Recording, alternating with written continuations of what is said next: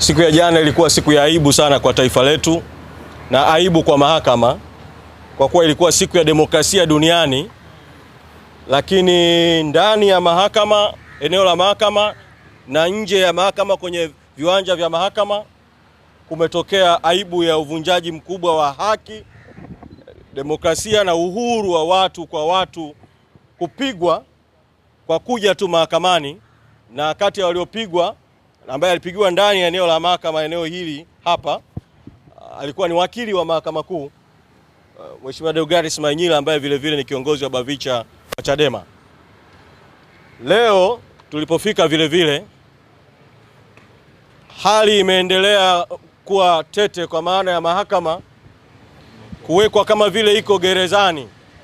Takuwa mmeshuhudia namna ambavyo polisi wametanda, sio tu eneo la mahakama nje hapa mlangoni, bali kuanzia barabarani, uko kwenye barabara zinazokuja eneo la mahakama.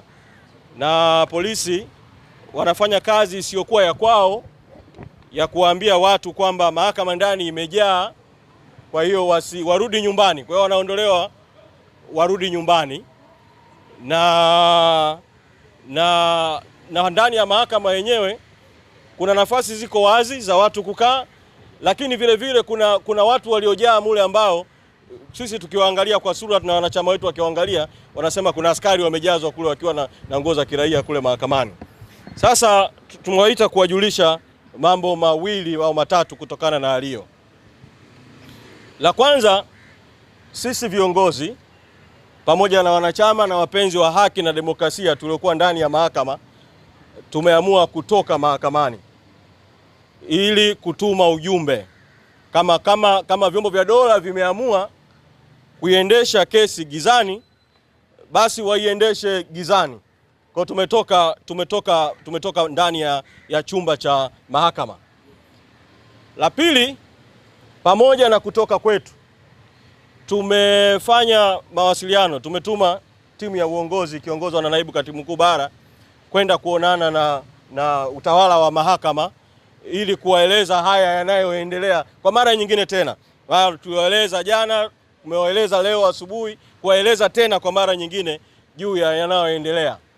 Mrejesho niliopewa ni kwamba maafisa wa mahakama wamesema watashuka hapa chini ili kuwazungumza na askari polisi kuruhusu watu kuingia.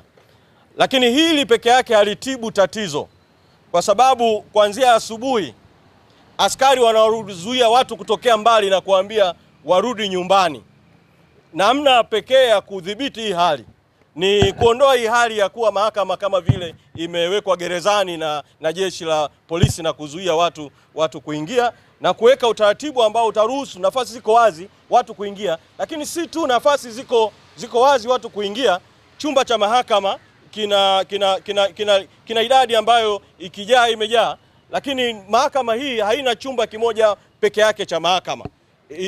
Ina chumba namba 2, ina chumba namba 3, na mahakama inaweza kufanya utaratibu tu. Na hili si jambo litakuwa jipya. Zipo mahakama zilizokuwa na kesi ambazo zilikuwa na maslahi ya umma, ziliweka TV screen katika vyumba vingine vya mahakama ili kile chumba kimoja kikijaa bado kuwe na fursa ya kuweza watu kushiriki kwenye shauri kupitia vyumba vingine vya mahakama. Kwa hilo ni jambo la pili ambalo naamini kwamba likifanyika litaongeza idadi ya watu, baada ya lile jambo muhimu zaidi la kuirusha hii kesi live kuonekana kama linawekewa vikwazo hivi, wakati haki inatakiwa itendeke na haki ionekane ikitendeka, hasa kwa kesi kama hii yenye maslahi ya umma.